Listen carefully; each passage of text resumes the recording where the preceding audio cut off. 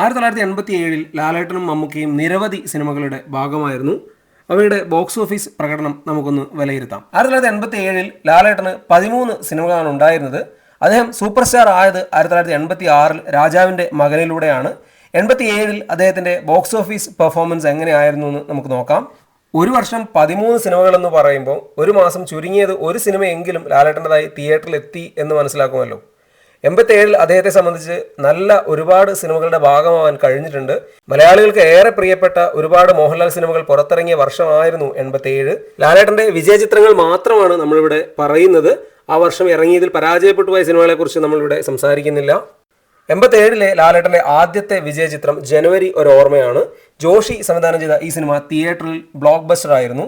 ജനുവരി 23 cinema തിയേറ്ററിലെത്തിയത്. ലാലേട്ടന്റെ ആ വർഷത്തെ ഏറ്റവും വലിയ വിജയങ്ങളിൽ ഒന്നായി മാറാനും ജനുവരി ഒരു ഓർമ്മയ്ക്ക് കഴിഞ്ഞു. ജോഷിയെ സംബന്ധിച്ച് അദ്ദേഹം ആ സമയം കുറച്ച് പരാജയങ്ങളിലൊക്കെ പെട്ട് നിൽക്കുന്ന സമയമാണ് ജനുവരി ഒരു ഓർമ്മ വരുന്നത്.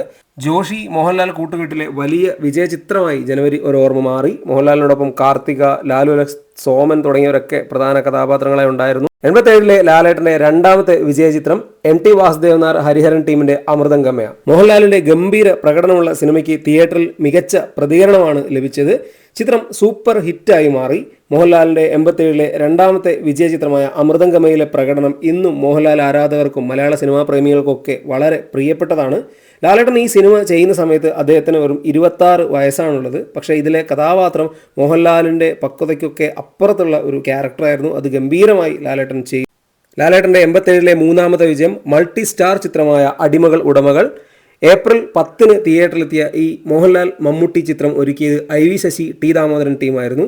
തിയേറ്ററിൽ സൂപ്പർ ഹിറ്റ് വിജയമാണ് ആ വർഷം വിഷുക്കാലത്ത് അടിമകൾ ഉടമകൾ നേടിയത്. ആ സമയം വലിയ ബോക്സ് ഓഫീസ് പരാജയങ്ങളിൽ പെട്ട് നിന്നിരുന്ന മമ്മൂട്ടിക്ക് ആശ്വാസം നൽകിയ സിനിമയായിരുന്നു അടിമകൾ ഉടമകളെങ്കിലും ചിത്രം മോഹൻലാലിന്റെ വിജയമായിട്ടാണ് ആഘോഷിക്കപ്പെട്ടത്. വിഷു സീസണിന് ശേഷം തിയേറ്ററിലെത്തിയ മോഹൻലാൽ ചിത്രമായിരുന്നു സർവകലാശാല. വേണു നാഗവള്ളി ഒരുക്കിയ ഈ ചിത്രവും തിയേറ്ററിൽ സൂപ്പർ ഹിറ്റായി. സർവകലാശാലയും അടിമകൾ ഉടമകളും തിയേറ്ററിൽ സൂപ്പർ ഹിറ്റുകളായതോടെ 1987 വിഷുക്കാലം മോഹൻലാൽ ആഘോഷിച്ചു എന്ന് പറയാം. 20 ദിവസങ്ങൾക്ക് ശേഷം മോഹൻലാലിന്റെ പിറന്നാൾ ദിനത്തിൽ മെയ് 21 തിയേറ്ററിലെത്തിയ കെ മധു, SN സ്വാമി ടീമിന്റെ 20-ാം നൂറ്റാണ്ട് 1987 ഏറ്റവും വലിയ വിജയമായി. മലയാളത്തിൽ അന്നുവരെ ഉണ്ടായ സകല കളക്ഷൻ റെക്കോർഡുകളും തിരുത്തിയ ചിത്രമായിരുന്നു 20-ാം നൂറ്റാണ്ട്. മോഹൻലാലിനെ സംബന്ധിച്ച് അദ്ദേഹത്തിന്റെ സ്റ്റൈലിഷ് കഥാപാത്രമായ സാഗർ ഏലിയാസ് ജാക്കി പിറവിയെടുത്തതും ഈ സിനിമയിലൂടെയാണ്. അധോലോക നായകനായി മോഹൻലാൽ ഗംഭീര പ്രകടനമാണ് സിനിമയിൽ നടത്തിയത്. മോഹൻലാലിന്റെ സ്റ്റൈലൻ പ്രകടനത്തിന്റെ പിൻബലത്തിലാണ് 20-ാം നൂറ്റാണ്ട് വമ്പൻ ഹിറ്റായി മാറിയത്. 20-ാം നൂറ്റാണ്ടിന്റെ റിലീസ് കഴിഞ്ഞ് ഒരാഴ്ചയ്ക്ക് ശേഷം തിയേറ്ററിലെത്തിയ ലാലേട്ടൻ ചിത്രമായിരുന്നു ഭൂമിയിലെ രാജാക്കന്മാർ. തമ്പി കണ്ണന്താനം ഒരുക്കിയ ഈ ചിത്രവും തിയേറ്ററിൽ വിജയമായി. 20-ാം നൂറ്റാണ്ട് വലിയ തരംഗം തീർത്ത് മുന്നേറുന്നതിനിടയിലും തമ്പി കണ്ണന്താനത്തിന്റെ ഭൂമിയിലെ രാജാക്കന്മാരെ പ്രേക്ഷകർ സ്വീകരിച്ചു എന്ന് പറയാം.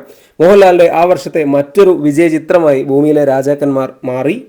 മഴക്കാലത്ത് തിയേറ്ററിലെത്തിയ കമലിന്റെ ഉണ്ണികളെ ഒരു കഥ പറയാം മോഹൻലാലിന്റെ മികച്ച പ്രകടനത്തോടെ തിയേറ്ററിൽ ഹിറ്റ് സ്റ്റാറ്റസ് നേടിയെടുത്തു.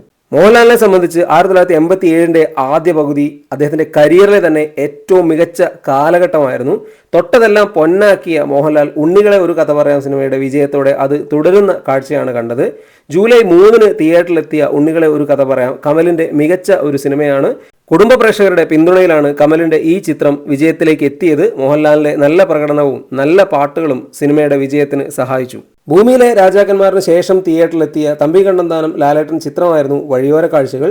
ഓഗസ്റ്റ് 28 തിയേറ്ററിലെത്തിയ സിനിമ സൂപ്പർ ഹിറ്റായി മാറി. ഭൂമിയിലെ രാജാക്കന്മാർ നേടിയ വിജയത്തേക്കാൾ അപ്പുറത്തേക്കൊരു വിജയം തമ്പി കണ്ണന്താനത്തിന് സമ്മാനിച്ച സിനിമയായിരുന്നു വഴിയോര കാഴ്ചകൾ. ഒരു പ്രതികാര കഥ പറഞ്ഞ സിനിമ ലാലേട്ടന്റെ പ്രകടനം കൊണ്ട് ശ്രദ്ധേയമായിരുന്നു. മോഹൻലാലിന്റെ അടുത്ത വിജയം നവംബർ 6 തിയേറ്ററിലെത്തിയ നാടോടിക്കാറ്റായിരുന്നു. സത്യൻ അന്തിക്കാട് സംവിധാനം ചെയ്ത ഈ ചിത്രത്തിൽ മോഹൻലാലിന്റെ ദാസനും ശ്രീനിവാസന്റെ വിജയനും പ്രേക്ഷകരുടെ മനം കവർന്നു എന്ന് പറയാം. 1987 ഏറ്റവും വലിയ രണ്ടാമത്തെ വിജയമായി മാറിയ സിനിമ കുടുംബ പ്രേക്ഷകരും യുവാക്കളും ഒന്നാകെ ഏറ്റെടുക്കുകയായിരുന്നു. ഇപ്പോഴും മലയാളികളുടെ ഏറ്റവും പ്രിയപ്പെട്ട സിനിമയാണ് നാടോടിക്കാറ്റ്. നാടോടിക്കാറ്റിന് പിന്നീട് 2 ഭാഗങ്ങൾ ഉണ്ടായി എന്നതാണ് പിൽക്കാല ചരിത്രം. നാടോടിക്കാറ്റ് 87 തരംഗമായ വിജയങ്ങളിൽ ഒന്നായിരുന്നു. ഇങ്ങനെ 9 വിജയങ്ങളാണ് 1987 ലാലേട്ടൻ ഉണ്ടായത്. തിയേറ്ററിലെത്തിയ 13 സിനിമകളിൽ കയ്യെത്തും ദൂരത്ത്, ഇവിടെ എല്ലാവർക്കും സുഖം, ചെപ്പ്, തൂവാനത്തുമ്പികൾ, പരാജയമോ ശരാശരിയിലോ ഒതുങ്ങിയെങ്കിലും മോഹൻലാൽ 9 ചിത്രങ്ങൾ സൂപ്പർ ഹിറ്റും ബ്ലോക്ക് ബസ്റ്ററുകളൊക്കെ ആക്കി മാറ്റിയ ചരിത്രമാണ് 1987 അദ്ദേഹത്തിൻ്റെ കരിയറിലെ ഏറ്റവും മികച്ച വർഷങ്ങളിൽ ഒന്നാണ് 1987.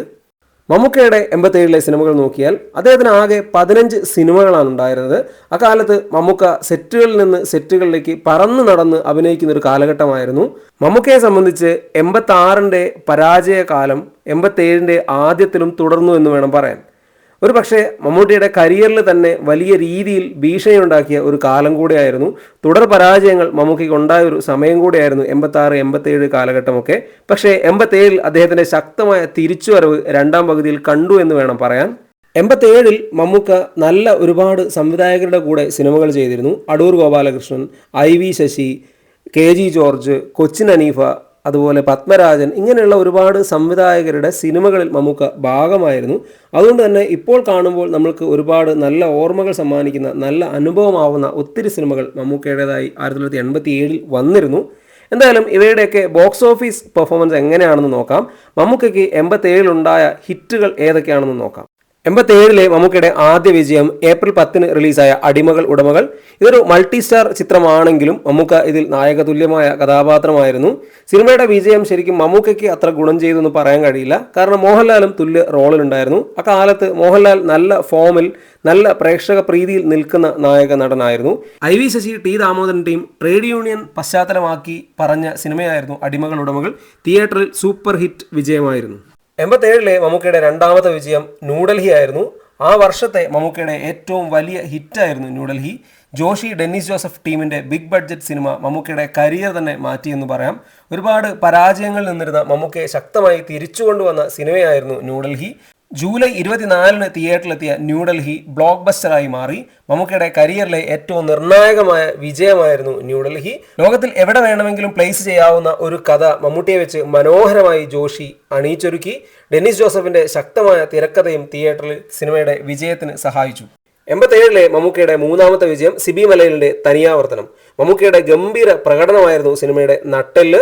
ന്യൂഡൽഹിയിൽ നേടിയ വിജയം തനിയാവർത്തനത്തിലൂടെ മമ്മൂട്ടി ആവർത്തിച്ചു എന്ന് പറയാം. മമ്മൂട്ടിയുടെ കരിയറിലെ തന്നെ ഏറ്റവും മികച്ച പ്രകടനമായി തനിയാവർത്തനം ഇന്നും വിലയിരുത്തപ്പെടുന്നുണ്ട്.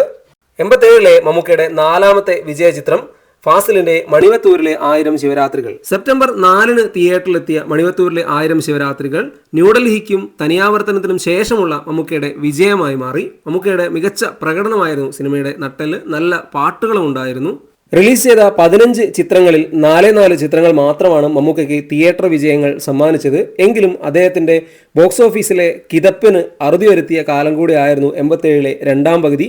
ന്യൂഡൽഹിയുടെ ഗംഭീര വിജയമാണ് മമ്മൂക്കയ്ക്ക് നിർണായകമായത്. അതുപോലെ തനിയാവർത്തനം എന്ന ഗംഭീര പ്രകടനം കാഴ്ചവെക്കുന്ന സിനിമയും മമ്മൂക്കയ്ക്ക് സ്വന്തമായി. മമ്മൂക്ക 87 ശേഷം പിന്നീട് തിരിഞ്ഞു നോക്കേണ്ടി വന്നിട്ടില്ല. അങ്ങനെ ഒരു കാലമായിരുന്നു മമ്മൂക്കയ്ക്ക് 87. 1987 എന്തായാലും ലാലേട്ടൻ്റെയും മമ്മൂക്കയുടെയും കരിയറിലെ നിർണായക സമയങ്ങളിലൊന്നാണ്. ലാലേട്ടൻ തന്നെ ആയിരുന്നു 87 ഏറ്റവും വലിയ നായകൻ. കാരണം തിയേറ്ററിലെത്തിയ ഭൂരിഭാഗം സിനിമകളും അദ്ദേഹം സൂപ്പർ ഹിറ്റോ ബ്ലോക്ക് ബസ്റ്ററോ ഒക്കെ ആക്കി മാറ്റി. അതുപോലെ ഇൻഡസ്ട്രി ഹിറ്റും അദ്ദേഹത്തിന് സ്വന്തമായി ഉണ്ടായിരുന്നു. 87 പക്ഷേ മമ്മൂക്കയുടെ തിരിച്ചുവരവിൻ്റെ ആദ്യ സൂചനകളായിരുന്നു. 88 മുതൽ അങ്ങോട്ട് അദ്ദേഹം തുടരെ ബോക്സ് ഓഫീസിൽ വലിയ ഹിറ്റുകൾ നൽകി എന്നുള്ളത് പിന്നീട് നടന്ന ചരിത്രമാണ്.